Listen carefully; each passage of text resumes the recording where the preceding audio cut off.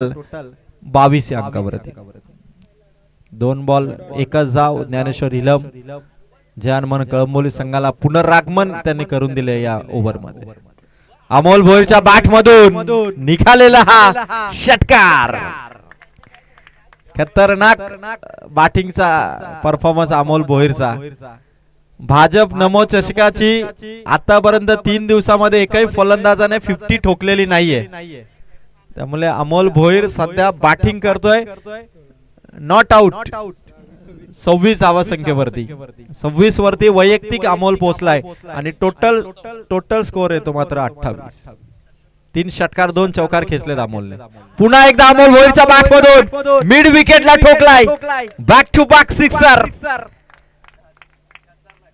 खतरनाक शॉट. आणखीन एक षटकार अमोल भोईरचा.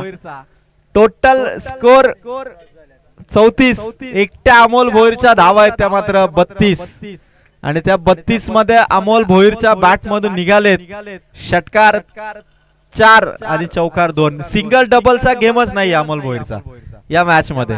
आणि प्रेक्षकांच्या कमेंट्स येतात की कडक आणि खतरनाक शॉट अमोल भोईर खेळतोय आणि त्याला थांबवण्यासाठी ज्ञानेश्वर हिलमला तेवढेच प्रयत्न करावे लागणार. समोरच्या दिशेने लॉंग ऑफच्या बाहेर आणि लगातार 3रा षटकार अमोल भोईरचा.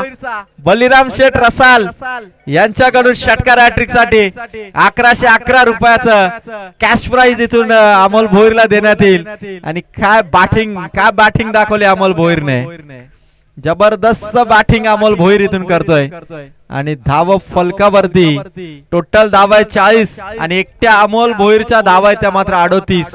चेंडू खेळला या इनिंग मध्ये तो फक्त 8 धावा केला त्याने 38. आणखी 2 जर लागोपाठ ठोकले तर 10 चेंडू मध्ये 50 होईल अमोल भोईरची.